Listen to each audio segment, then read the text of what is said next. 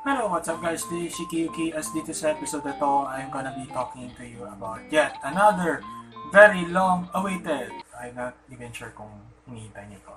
Pero finally, I'm gonna be releasing this new episode for Tabletop Topic. Sa mga hindi po nakakaalam, yung Tabletop Topic is about anything board game related. So I'm gonna be tackling anything na makakatulong sa inyo for both casual and veteran players. So what I'll be talking about today is all about how to preserve your board games or kung paano silang alagaan. As we do know, gusto natin silang tumagal or gusto mong i-maintain yung kanilang quality in terms of their components. Kasi alam mo naman yung group of friends mo or your family mo na ma-feel yung original feeling mararanasan nila. Like, it's very authentic, hindi yung mga kagaya ng mga nakikita natin sa tabi-tabi.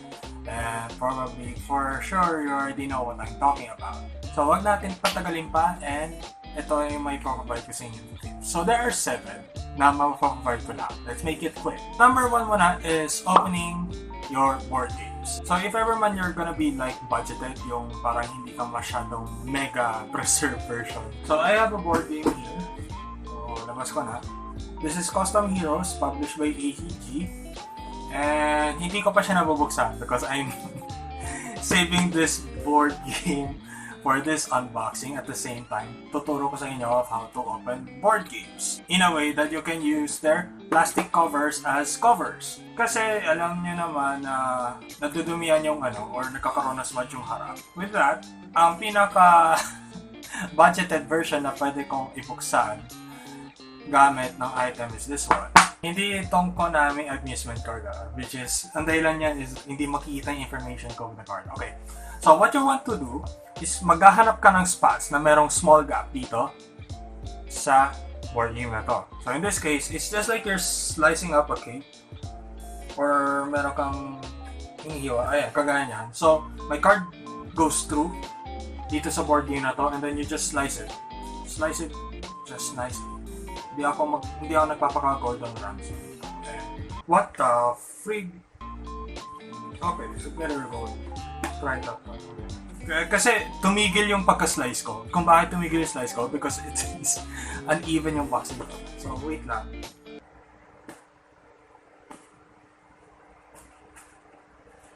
Bale, if ever man na, ayan, you're gonna be slicing it yet again. Magagawa ka ng friction sa box. Na tipo na parang kinukuskus mo. It might damage the box, pero what you have to do is find a gap. Pag hindi ka makahanap ng gap, you're gonna be using a toothpick or some sort na maliit na makakalusot lang at least. So, kagaya na ito, magkakaroon na ako ng helping hand. So, I'm gonna be using this very small screw na magkaroon lang ng maliit na butas here. Ayan, nagkaroon na ng maliit na butas. And then I'm gonna be making a friction out of there so that I could make a hole. Ayan, kagaya niyan. So I make a hole there, and it stops midway again because of the inconsistent hole. Ah! So finally, after that long ass cutting, I made this one. So if ever you done it nicely, it's gonna look like this, a very clean cut, even though that there are some inconsistent cut here because of the yung uneven backside here. So yeah. Supposedly, it's gonna look like this, na parang hindi siya nakabukas, pero it's now open. So, what you want to do next is, yung box na to, you're gonna be putting clear tapes here on the side. So, I've already prepared something here, which is yung ganitong size na clear tape, tapos, yeah, I don't have any alternative scissors, so I'm gonna be using them scissors. You're gonna be taking us up to a size na almost na sasakop dito sa box. So, hindi mo nga lang nakikita, pero ito ay may measure ko nga. There we go, I'm very satisfied with that. So, it's gonna look like this one. Kung makikita mo, hopefully this is so. Ayan, nakikita nyo yung tape, it's gonna look like that. Pwede kayo magkaroon ng exactong, I'm not sure. Nagkakaroon kasi ako ng allowance like a bit here. But if ever man kaya mo nyo maglagay ng allowance dito sa box na to, I guess that's pretty much fine. I mean, there's not much of a problem there. And then, by the way, hindi ko pa pala naturo kung paano mag-apply ng tape. Once you have stick it dun sa box. So, let me show you how to apply that. So, to apply the tape, ganito lang gagawin niya po. You're gonna be pushing it at both ends, yung tape. Once you push both ends, you're basically just gonna, ayan, parang ipe-press mo yung both ends na para dumikit na yung tape. And then you're gonna be doing it in a motion na parang kinekeres mo. Or you're pushing it in a way na parang nagmamassage ka ng noo. Ayan, kagaya nga. So, ayan na, it's already sticks in. And I'm gonna be doing this to the rest dito sa box. And there you go. Nice, clean cut. That includes the box plastic cover. Next will be number 2, which is readying containers for resealable bags. There are some components kasi, or there are some games there that doesn't include resealable bags. It's up to you kung ikaw bala you want to like provide for your games or whatnot. Pero what I would like to suggest would be resealable bags. The reason kung bakit resealable bags is that hindi sila ganon ka-bigat. Like unlike, there are some collectors is using a plain note boxes, yung kung ano man yung tawag sa kanila. At saka, I'm not sure, this is rare, but to some other board game enthusiasts, ginagamit nila yung Petri dish to store their components. Pero in my case, I'm using resealable bags. Well, I could provide you examples para dun sa resealable bags since I do have some of them. Ayan, kagaya nito, this is the medium size. Marami ako nito because I keep on needing to use them. Ayan o. I have these components right here which requires a medium-sized resealable bag kasi I'm not gonna be fitting all the plain boxes here. So, gagamitin ko to. Number 3 is sleeving your cards. When it comes to sleeving your cards, there are various brands that you can get to choose from, and I would be suggesting na either Swanpan or Mayday or probably Dragon Guard, I think. If ever man na you're disregarding all of those brands, you're gonna be choosing either of these 2 variations. Depende man kung ano man yung kaya ng budget mo. So, these 2 are the thin and the thick. Extra thick! The thin sleeves is basically marami siyang quantity sa isang pack. And then, penny sleeve siya, or which we would like to call it that way. And then, layman's term, basically para siyang paper thin, or sobrang nipis talaga niya, or budgeted siya. And then, thick ones naman are sleeves na medyo konti lang yung quantity niya, pero kapalit naman yon is a very sturdy or medyo makapal lang. So, I would like to explain it.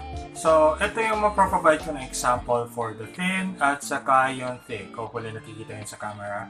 So, ito yung thin. So, like, very sobrang nipis niya and all of that.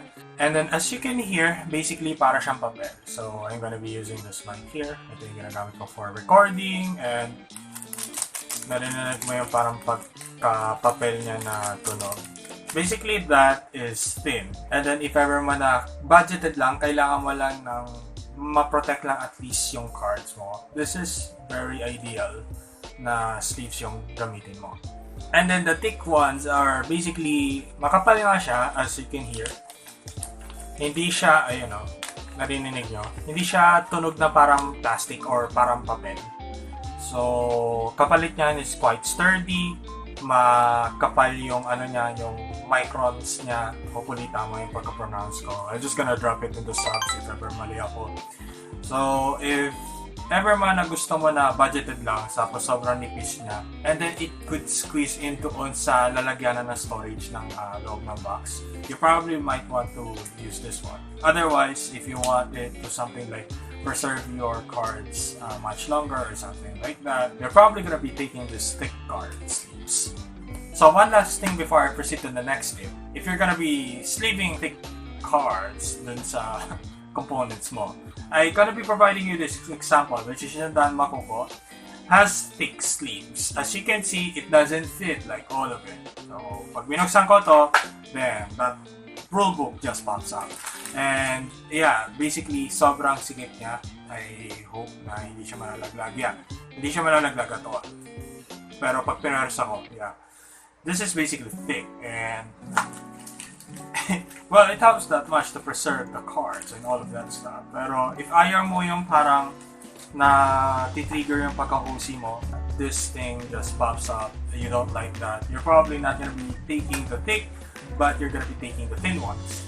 Next tip that I'll be providing is avoid sunlight. So, kung yung area mo has UV rays na magre-reflect or ma-expose yung mga board games mo, please, at least mag-install kayo ng curtains or kahit papano tinatakpan yung mga board games. Kasi magkakaroon kasi yan ng exposure doon sa mga board games that could eventually fade its color. So, one good example is ang gagawin ko is i-change ko yung light.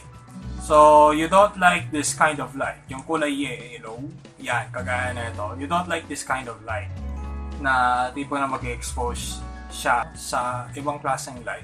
So, I would suggest installing like fluorescent lights or yung ganitong klaseng liwanag na white lang. Kasi mag-fade talaga yung quality ng boards mo. I could probably just pop up an example right there para alam nyo kung ano yung tinutukoy ko na eventually mag-fade out yung board game quality or yung color ng board mo.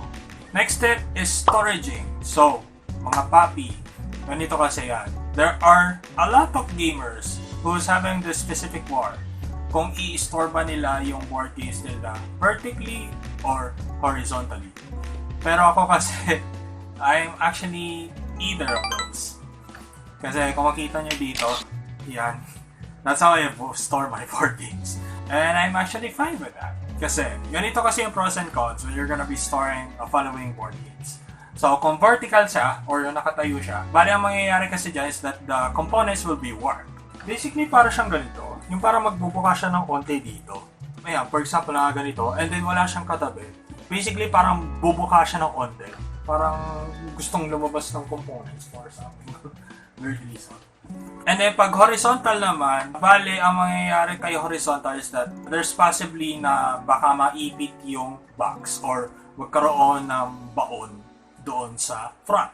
So, anong gagawin mo whenever you're gonna be using either of those things? So, ganito kasi, I actually realized whenever there are some gamers who are storing their board games vertically is, kung alam nyo yung punch-outs, yung kagaya ng mga ganito, they're actually storing them in a way na hindi makikita ng mga players or yung mga tao. Na tipo na, okay, I'm gonna be using this custom hero as an example. Kung makikita mo, ito yung loob ng game, right? So, dito yung divider niya or what may you call it. Oh my God! Nalaglag ang aking...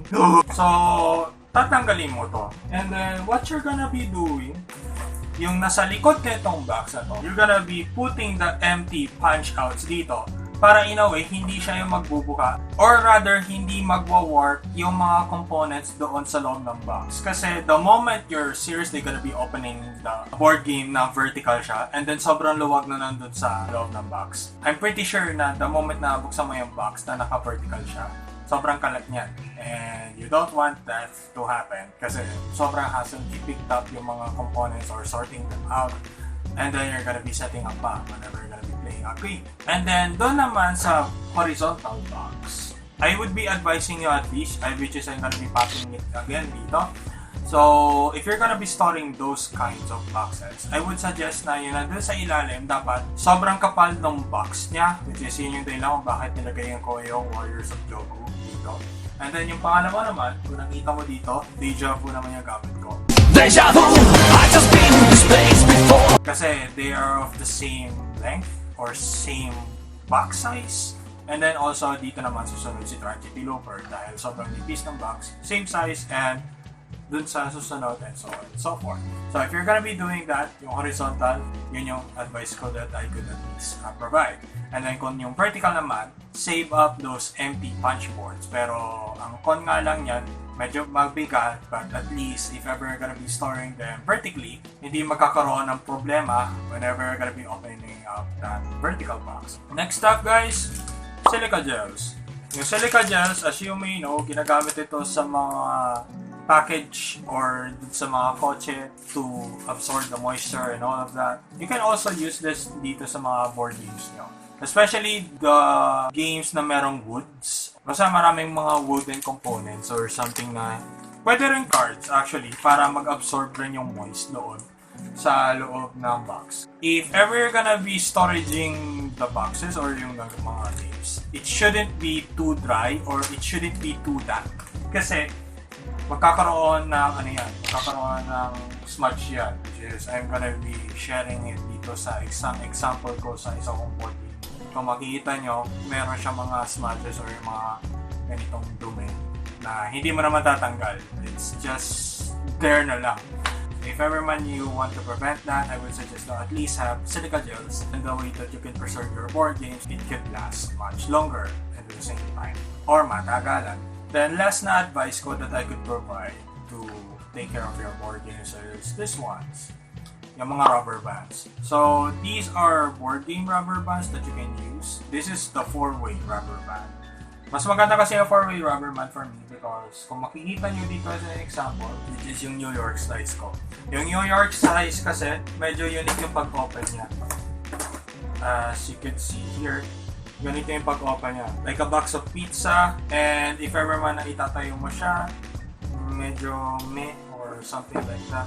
Kasi ayaw mo kumalat yung components. So if you're gonna be like, ilalabas mo siya sa collection mo and then you're gonna be playing it with a group of your friends. Ganito yung gagawin mo para hindi siya kumalat.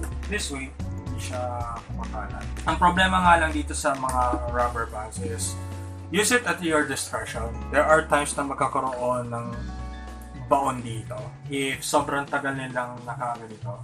Yun yung dahilan bakit I'm using plastics or yung mga covers ng mga games in a way na hindi sila nagkakaroon ng epekto that much, which is just very minor kasi the game is already protected because of the plastic. And that's a very quick tips and tricks of how you could take care of your board games. Hopefully nakatulong itong video na to. And my name again is ShikiYuki. If ever man nagustuhan mo itong content na to, don't forget to like and subscribe and ring that bell button para magkaroon po kayo ng updates kaagad. And I look forward to seeing you in my next videos and updates. So without further ado guys, cheers to you and goodbye! So next pa sa Tabletop Topic is how you can save up your money in a way na you want to get a lot of board games. Probably second-hand, yung mga ganito, ganyan. And usually whenever I find board games or whenever I'm looking for board games, ganito yung mga ginagawa kong tips, which I'll be explaining in the next episode. Abangan nyo yan guys and hope to see you soon.